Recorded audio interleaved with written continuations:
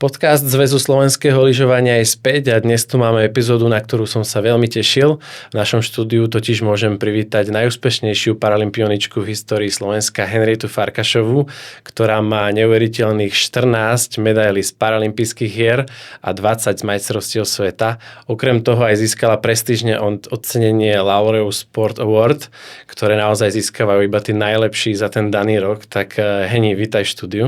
Ďakujem veľmi pekne za pozvanie.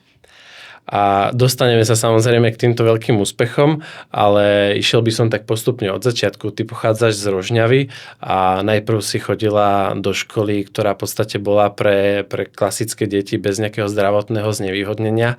A už aj tam si mala nejaký kontakt so športom?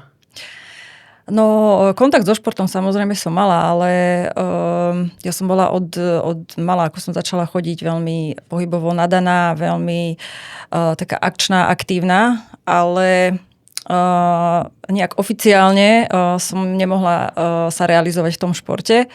Keď vlastne mi prišli na ten môj handicap, alebo že mám teda ten zrakový problém a vlastne diagnostikovali, že čo to vlastne je a tak práve, že tam bolo veľké upozornenie od lekárov na to, aby ma vlastne rodičia chránili od nejakých takých extrémnych pohybových aktivít. S tým, že mám vlastne slabú sietnicu a akýkoľvek aj menší náraz do hlavy alebo úder do hlavy by mohol spôsobiť to, že sa mi sietnica otrhne a že vlastne prídem úplne o zrak. Takže bolo to také, na jednej strane sa ma snažili chrániť ako keby od nejakých takých a tlmiť ma v tých pohybových veciach. Na druhej strane ja som mala veľmi silnú potrebu sa realizovať pohybom a bola som tak ako keby veľmi obmedzovaná, ale nemohla som chodiť na žiadne športové krúžky, ale doma som vyrastala na dedine, mám 3 bratov, takže ja som sa snažila nájsť tie chvíle, tie momenty, kedy som sa mohla aspoň doma vyjašiť a vyšantiť a najradšej som behávala alebo lozila po stromoch. A bola som v tom lepšia ako chalani zdraví, takže snažila som sa využiť a stále som mala potrebu sa pretekať s ostatnými, že si dokazovať, že napriek tomu, že mám ten handicap, že viem s nimi držať krok a že viem v niektorých veciach, kde ma ten zrak až tak nelimituje, tak viem byť rovnako dobrá a viem byť veľakrát aj lepšia. Takže skôr takouto formou. Napríklad aj od telocviku som bola oslobodená, takže veľakrát som sedela iba na lavičke. A takže je to taký paradox, že... A to muselo byť asi ťažké práve. Bolo to extrémne ťažké pre mňa, aj, že ja som tak veľmi chcela a tak som nemohla. Takže bolo to veľmi ťažké, ale tak prišla moja chvíľa. Našťastie si to potom držala v sebe a mohla si to neskôr celé zo seba dostať. Áno. Okay. A aký to bol pocit, keď si prvýkrát lyže objavila, pamätáš si to? No bol to úžasný pocit. Pre mňa to bola láska na prvé zošuchnutie, keď som sa na tie lyže postavila.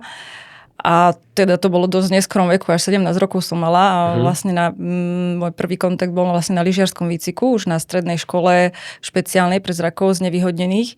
Takže ja som bola úplne očarená vlastne tým pocitom a vlastne tými lyžami, takže to bola od začiatku veľká láska, ale nepredpokladala som, že zo mňa bude lyžiarka, alebo že ja budem súťažiť a pretekať, takže naozaj ja som nikdy o tom nesnívala. Ani som si nevedela predstaviť, že by som ja mohla pretekať na nejakých svetových podujatiach a podobne, takže ale ten pocit bol úplne úžasný. Jasné. A nemala si nejaké obavy, alebo možno, že rodičia skôr tie obavy, keďže bolo tu nejaké to odporúčanie lekárov a zrovna teda lyžovanie nie je úplne ten šport, kde máš ľahké pády. Veru. Je to tak, zrovna asi ma vybralo to lyžovanie, kde presný opak bol toho, čo mi vlastne, čo som ako dieťa celé detstvo počúvala aj od lekárov a samozrejme ten strach rodičov a rodiny tam bol počas celej mojej kariéry. Ale ja vlastne, keď som prišla do tej Levoče na tú strednú školu, tak pre mňa to bol taký veľmi veľký zlomový bod v mojom živote. Ja som vlastne tam mala pocit, ako keby som prišla na úplne inú planétu, že ja som tam mohla úplne slobodne realizovať vo všetkom, lebo dovtedy som zažívala množstvo obmedzení a množstvo negatívnych vecí v tom mojom detstve a tam sa mi úplne otvorili úplne iné obzory a videla som, čo všetko môžu robiť a čo všetko dokážu robiť ľudia so zrakovým znevýhodneným aj úplne nevidiaci. a že aké druhy aj športov sú aj prispôsobené tomu zrakovému handicapu, že rôzne s ozvučenými loptami a podobne, takže ja som sa tam cítila úplne ako v raji, že ja sa konečne môžem vyskúšať všetko, čo som doteraz nemohla a konečne sa môžem realizovať naplno, bez nejakého obmedzenia a tak, takže snažili sa ma v tom rodičia podporiť, samozrejme, aj keď ten veľký strach z ich strany tam bol a tak, ale videli, že aká som šťastná, že čo mi to vnútorne dáva, takže boli radi, že som sa ako keby nejakým spôsobom tam našla a že som sa tam dobre cítila. Jasné. Určite aj pre rodiča je fajn, presne ako si hovorila, vidieť to dieťa takto šťastné. Ty si aj niekde spomínala, že tvoja mamina ti si veľmi pomohla, keď ešte tej predošlej škole možno si aj musela čeliť nejakej trošku diskriminácii, alebo aj spolužiaci niekedy vedia byť drsnejší, ešte obzvlášť, keď sú to samozrejme deti, si to človek tak neuvedomuje. Tak myslíš si, že bez tých rodičov by to asi nešlo? Určite áno, tak rodičia, rodina, hlavne ako spomínaš, tá mama mi bola veľkou oporou. Ona mi tak ako keby asi najviac rozumela, alebo snažila, ale ono sa to úplne nedá, lebo keď neviete presne, keď nemáte ten handicap, alebo to obmedzenie, alebo niečo, tak to sa nikdy nedá úplne ani opísať, alebo proste to musíte jednoducho zažiť a vedieť, že aké tie obmedzenia reálne máte v tom živote a na čo všetko to vplýva. Ale tak ona mi bola taká ako keby aj najbližšia a snažila sa ma podporiť alebo aj povzbudiť, keď som mala tie negatívne skúsenosti s okolím, či už veľa sa mi posmievali, ponižovali ma. V tej dobe som nosila okuliare s hrubými sklami ešte. Takže aj to bolo, ja bola som jediná široko ďaleko aj s týmto handicapom, takže ja som si myslela, že ja som nejaká chybná, divná a moje okolie ma veľakrát aj tými posmeškami, ponižovaním tiež dávala najavo, že nie som dosť. Aj sama som vnímala, že neviem v mnohých situáciách reagovať ako ostatní. Takisto som mala nedobrú skúsenosť s učiteľkou jednou mojou, ktorá ma šikanovala, mi zhoršovala nezmyselne známky a podobne. Takže ja som bola extrémne v niektorých momentoch nešťastná, frustrovaná z toho všetkého. Aj som tak rezignovala v jeden moment po týchto všetkých ako keby zlých skúsenostiach, hlavne aj s tou učiteľkou. A ona tam teda bola stála pri mne a tak, ale aj tak to bolo ťažké, videla, aj pre ňu to bolo ťažké ma vidieť v takom stave a nevedela mi úplne, ako mi má ako keby pomôcť tak, aby som sa tak necítila, alebo tiež ako keby zabrániť všetkým tým situáciám, lebo nemohla byť so mnou 24 hodín denne, takže boli to akože náročné roky, ale myslím si, že potom som si to vynahradila úplne. Áno, práve, že o toto muselo byť potom naozaj, ako si spomínala, že si zapadla, že si ten nový svet objavila už na tej strednej škole. A poďme k tomu športu. V podstate skúsila si lyžovanie a odvtedy už žiaden iný nebol, alebo si ešte skúšala aj ďalšie? No ja som vlastne pred tým lyžovaním áno, skúšala ešte aj iné veci a ako som spomínala, keď som prišla na tú strednú školu, tak sa mi otvorili tie obzory a skúšala som všetky možné športové aktivity, ktoré vlastne aj tá škola ponúkala. A vlastne aj naša škola mala vlastne družbu s inými školami pre zrakosť nevyhodených tuto z okolitých krajín. Nemecko, Česko, Poľsko. A mávali sme také aj športové hry. A každý rok iná krajina vlastne organizovala tie športové hry a to bolo vlastne v takých atletických a plaveckých disciplínach, takže ja som skúšala najprv presne akože tieto veci, potom aj tie špeciálne, ako keby tie loptové hry, golbal, torbal alebo šaudam pre zrakov nevyhodených, čo je vlastne so ozvučenou loptou. No až potom vlastne prišlo lyžovanie, už som bola vlastne v 2. ročníku na strednej škole a vlastne to potom prebilo a tromflo všetko, čo bolo predtým. A hlavne vlastne aj vďaka môjmu telocvikárovi, lebo keby jeho nebolo, tak ja vlastne skončím na lyžiarskom výcviku s lyžovaním a vlastne to by bola asi moja skúsenosť jediná, alebo možno sem tam by som si išla zalyžovať, ale on vo mne uzrel ten vlastne veľký potenciál a obrovský talent. A on ma vlastne nasmeroval hneď po tom lyžiarskom výcviku a ma podchytil a podporoval ma, viedol ma ďalej. On bol vlastne aj môjim prvým navádzačom. Takže on sa ma hneď ujal od toho momentu, ako som sa naučila lyžovať a on vlastne vtedy povedal, že on ešte nevidel taký talent a že zo mňa bude raz veľká lyžiarka. A ja som vtedy nemala ani páru o tom, o čom hovorí. Ja som bola iba šťastná, že môžem v tom pokračovať a že môžem lyžovať, lebo proste mi to prinašalo obrovský pocit slobody a ten adrenalín a ten vietor vo vlasoch, to som úplne milovala, takže môjim najväčším snom a cieľom bolo iba sa slobodne realizovať v tom, čo ma baví. Jasné. No dnes už vieme, že teda sa nemýlil, čo je super. A kedy prišiel ten moment, že si možno, že aj ty nejak tak zistila, alebo si začala uvedomovať, že by si mohla ako keby reprezentovať a vyhrávať podujatia a podobne? No prišlo to možno asi na tých mojich aj prvých pretekoch v zahraničí. To som boli na ľadovci na Pitstáli a tam som mali vlastne európsky pohár. Vtedy ešte neboli tie kategórie, ešte tie nižšie ako teraz sú tie ako keby ešte také FIS-ové preteky, nižšie kategórie. Vtedy samozrejme sa mi zdá, že to bolo najnižšie, okrem toho, že sme mali nejaké národné preteky. A ja som prišla ako turista, ja som nemala ani kombinézu, ani nič, iba naozaj ako turista, ktorý tam zablúdil. A ja som sa vlastne spustila, ešte sme to len vyskúšať, že ako to pôjde a tak. A vlastne celkom dobre som dopadla na to, že som nemala predtým ani nejaké skúsenosti z jazdení v bránach, aj že som nemala na to adekvátne vybavenie a tak, ale veľké odhodlanie a odvaha tam bola z mojej strany vždy, takže vtedy akože mne aj tomu môjmu telocvikárovi navádzačovi to dalo taký ešte väčší impuls, že sme dobré a že na tejto ceste by sme mali zostať a pokračovať a rozvíjať sa. No ako vyzerali tie ďalšie kroky potom toho rozvoja? Tie ďalšie kroky vyzerali tak, že mi zabezpečila aj samozrejme už aj takú adekvátnu výstroj na to všetko.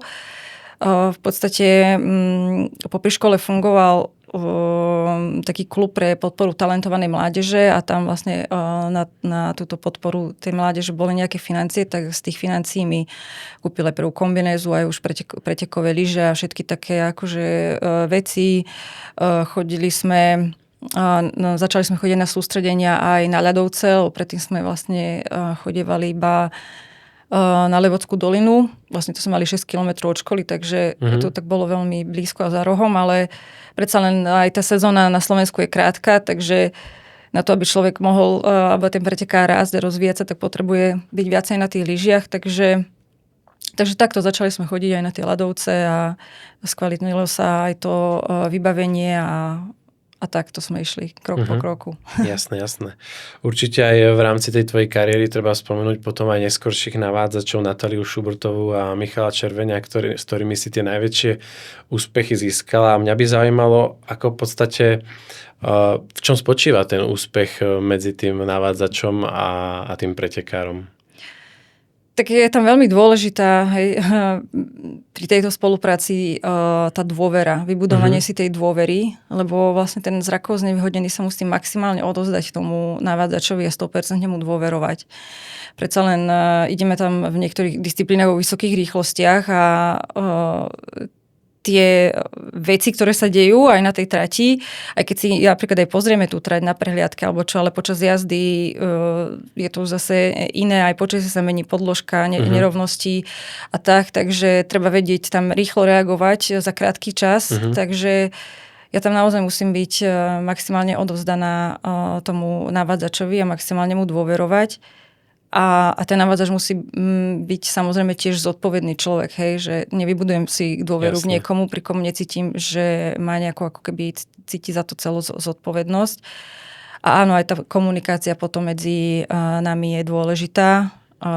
Vlastne aj dostávam pokyny, alebo zrakovo znevýhodnený dostáva pokyny od toho svojho navádzača k tej trati, aby sa cítil istejšie, aby vedel ísť kvalitnejšiu jazdu.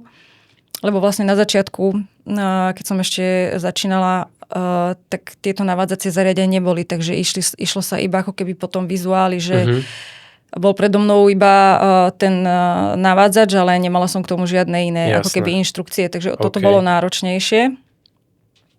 A vlastne s týmito navádzacími zariadeniami sa aj tie jazdy aj zlepšili, zrýchlili, skvalitnili, oveľa viac istoty ten zrakovo znevýhodnený nadobudol v tej jazde.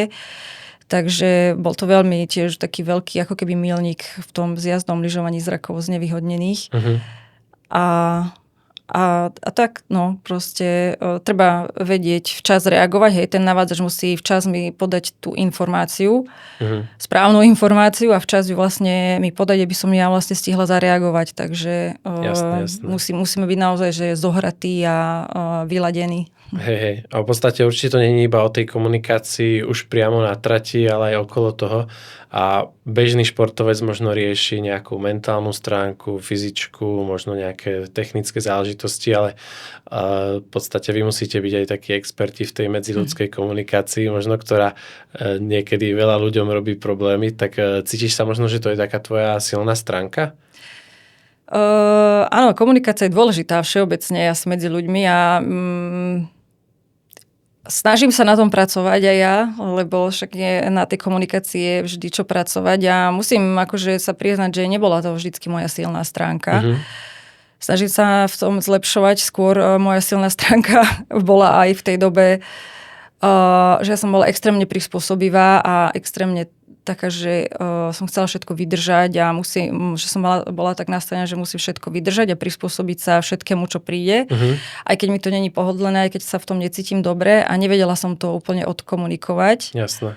A veľakrát som napríklad aj išla sama proti sebe práve kvôli tomu, že som to nevedela odkomunikovať a potom mi z toho vznikali nejaké ako keby iné problémy.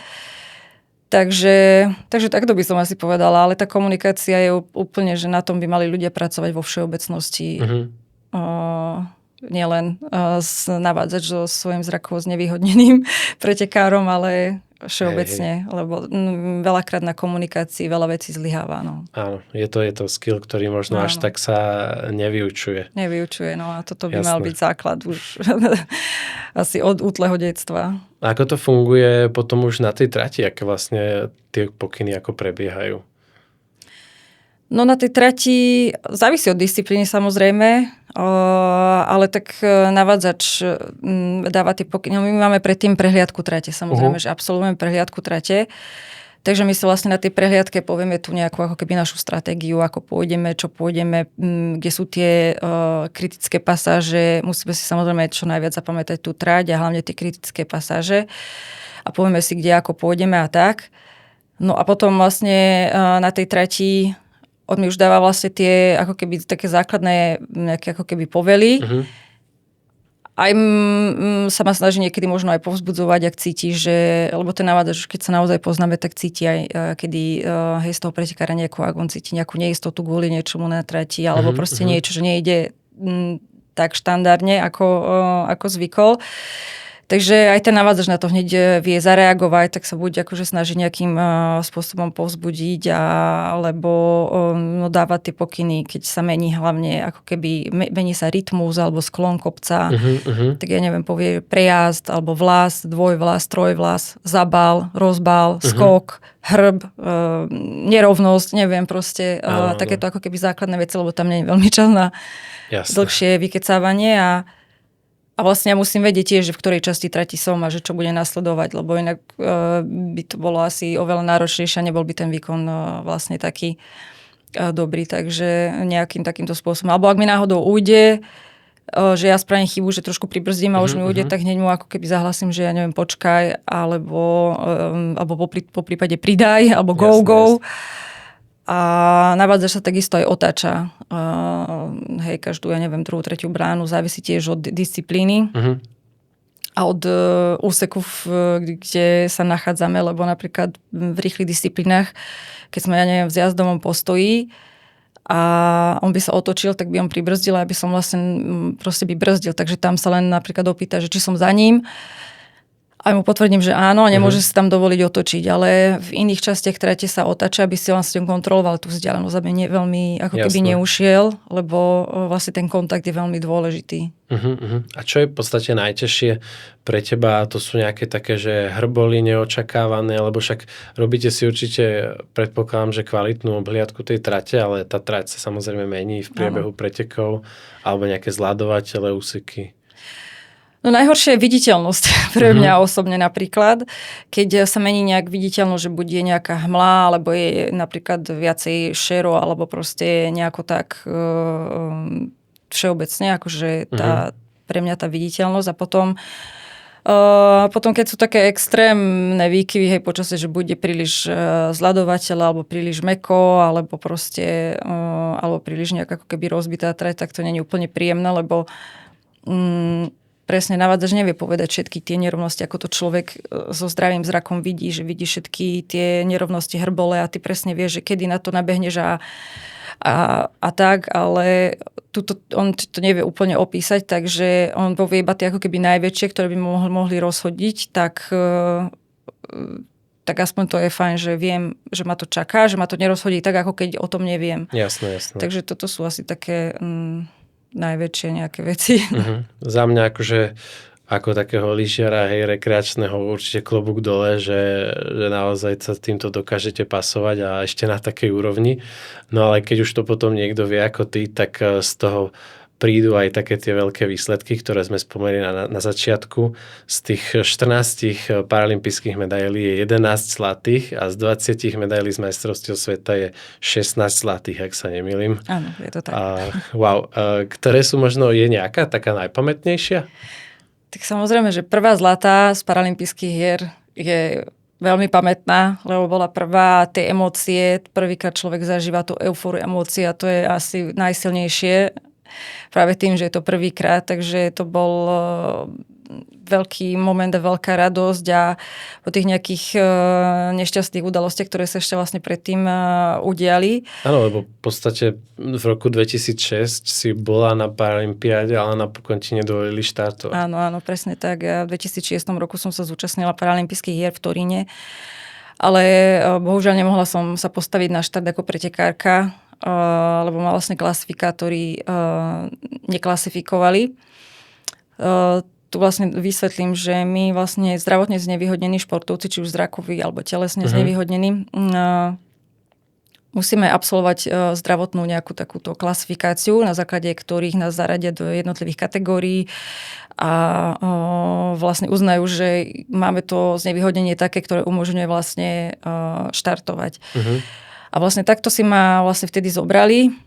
Aj napriek tomu, že som vlastne na začiatku sezóny absolvovala tú klasifikáciu a celú sezónu som odpretekala, tak prišla som vlastne na tú paralympiádu a zrazu ma zavolali. Celá tá klasifikácia, ten lekár bol veľmi nepríjemný, taký agresívny až a veľmi tak neštandardne to prebiehalo a na konci mi povedal, že nespĺňam kritériá, že teda vidím lepšie. Tak som z toho zostala taká ako keby v šoku. A vôbec som akože nerozumela tomu verdiktu a že vlastne prečo, keď vlastne celý život alebo celé detstvo som bojovala. Si v tej klasifikácii zaradená. Áno, a bojovala som s tým zrakovým handicapom. A konečne som sa ako keby našla nejakej komunite, kde som sa konečne vedela zaradiť, že tam patrím a tak. A teraz som tam prišla a povedali mi, že vlastne nespĺňam. A keď som vlastne celú sezónu alebo 2 sezóny odpretekala, a bolo to pre mňa veľké sklamanie. My sme vlastne potom podali aj protest. Bola som u druhého očného lekára, ten povedal, že spĺňam kritériá, ale aj tak to bol ako keby jeden hlas proti jednému, že nerozhodne a nechceli tam o mne rozhodnúť. Takže trval ten proces ešte nejakú dobu, lebo vlastne ten klasifikár prvý, ktorý mi povedal, že nie, tak vravel, že mám prísť na ďalšiu sezónu na novú klasifikáciu. A ja som vlastne prišla a on ma odmietal vlastne aj vyšetriť. Takže ja som vlastne ďalšiu sezónu nemohla pretekať. A takže práve po týchto ako keby vravím, že peripetiách to víťazstvo malo o to ešte silnejšiu emóciu a o to viac to chutilo. Ale tvoja motivácia musela byť úplne, že niekde inde, si myslím. Áno, určite aj motivácia akože vnútorná bola ešte viac narástla. Lebo vlastne mne sa aj do toho Turína podarilo po krátkom čase dostať. Ja som vlastne len 2 roky lyžovala a podarilo sa mi akože obrovská vec to, že som sa tam vlastne kvalifikovala a vlastne na posledných pretekoch pred tým Turínom už som sa umiestňovala na tých najvyšších priečkách na medailových. A to možno bol ten problém, to niekomu asi prekážalo a všetci sme boli vlastne z toho aj prekvapení, hlavne v tých rýchlych disciplínach. Ja som mala obrovskú akože odvahu vždycky na tie rýchle disciplíny a ja som tam vlastne všetkých šokovala, že s takými malými alebo žiadnymi skúsenosťami a som sa postavila na svoje prvé preteky v zjazde a vlastne som tam povyhrávala všetky tréningy. Na preteku síce druhá som skončila kvôli chybe navádzača, ale že proste videli tam, že obrovskú ako keby aj perspektívu aj v tomto a zrazu som bola veľká konkurencia pre ostatných. Takže no, nebolo to pre mňa jednoduché aj tam byť, aj nemôcť pretekať. Takže no, tá cesta nie je vždy jednoduchá k tomu víťazstvu, ale ak človek vytrvá, nevzdá sa a má pri sebe správnych ľudí, ktorí ho v tom nejakým spôsobom podporia, pomáhajú, tak pri tej správnej nejakej disciplíne a tej trpezlivosti potom príde aj to ovocie.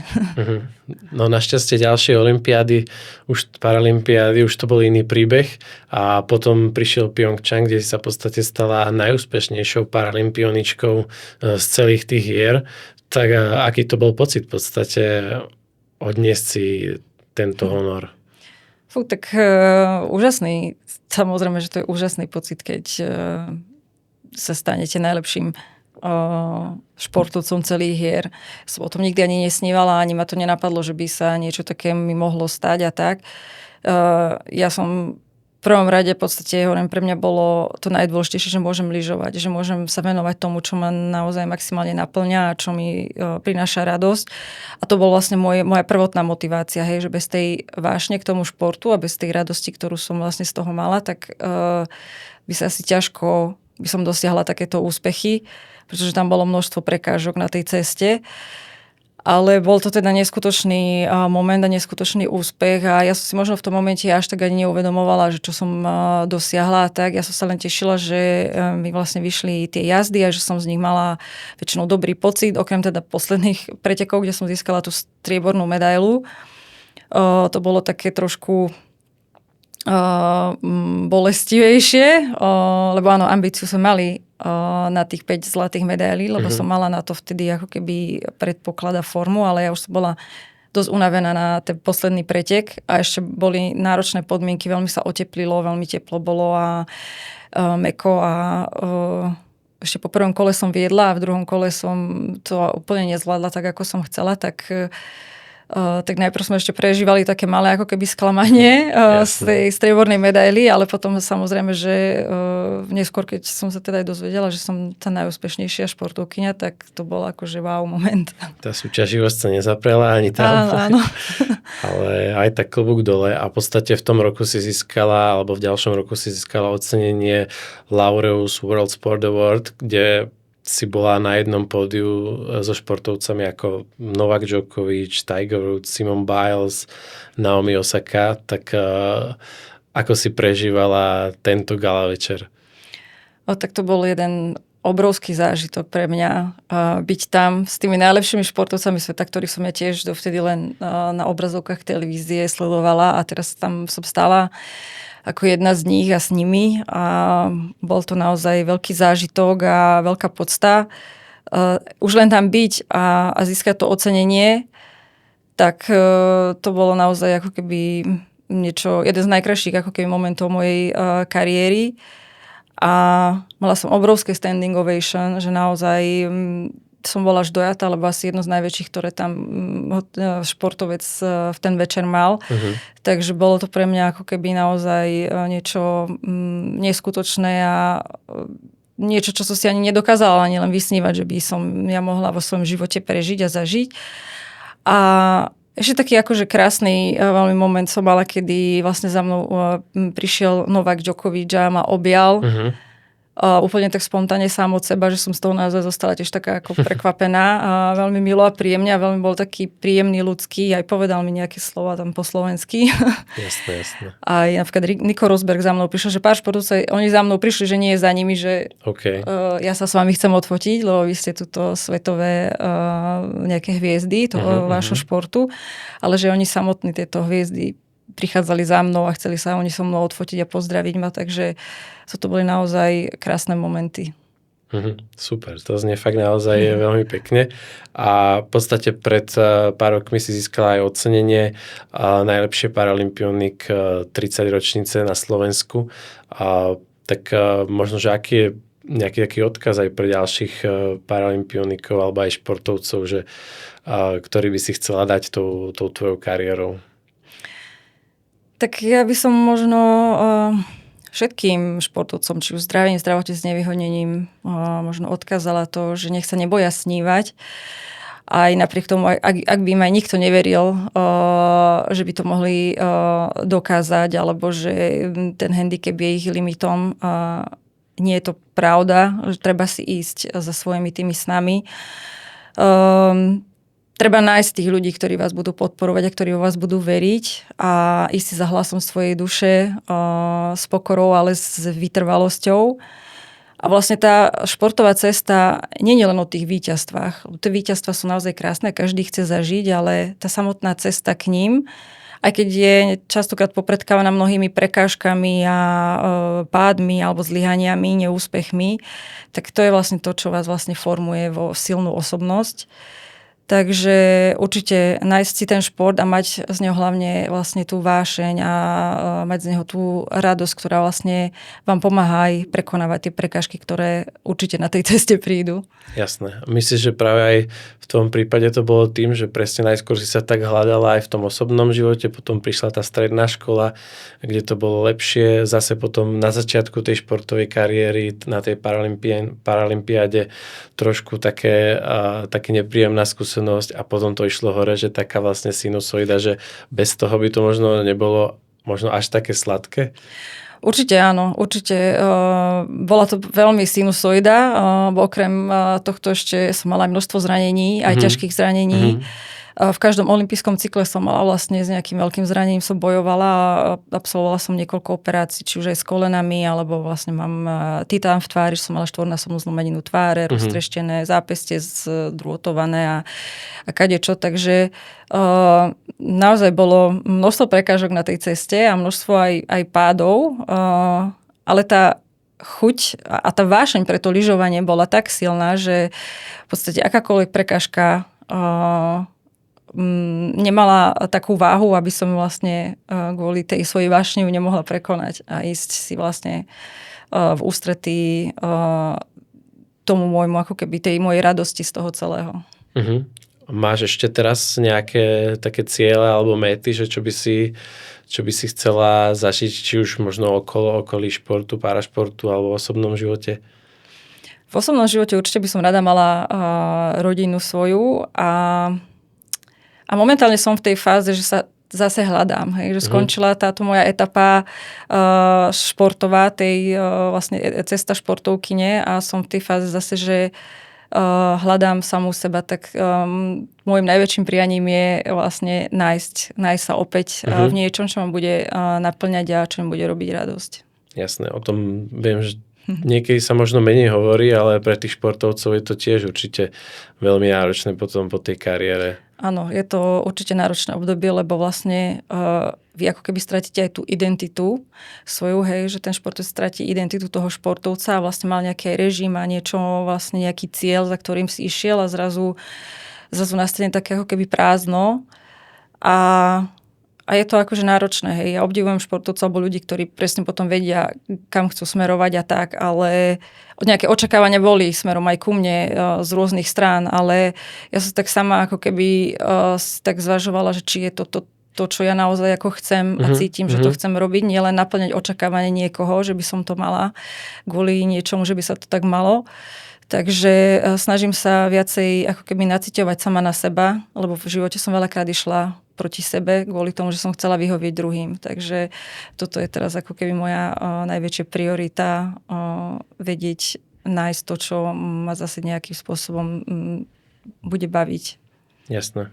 No ja ti držím veľmi palce. Myslím si, že ak niekto dokáže zabojovať a získať ten svoj cieľ, tak si to určite ty a verím, že sa ti to podarí. Ďakujem ti, že si bola hosťom dnes u nás v podcastovom štúdiu a ďakujem aj vám, že ste to sledovali a počúvali a určite sledujte aj ďalšie diely a takisto odberajte novinky z kanálov Zväzu slovenského lyžovania.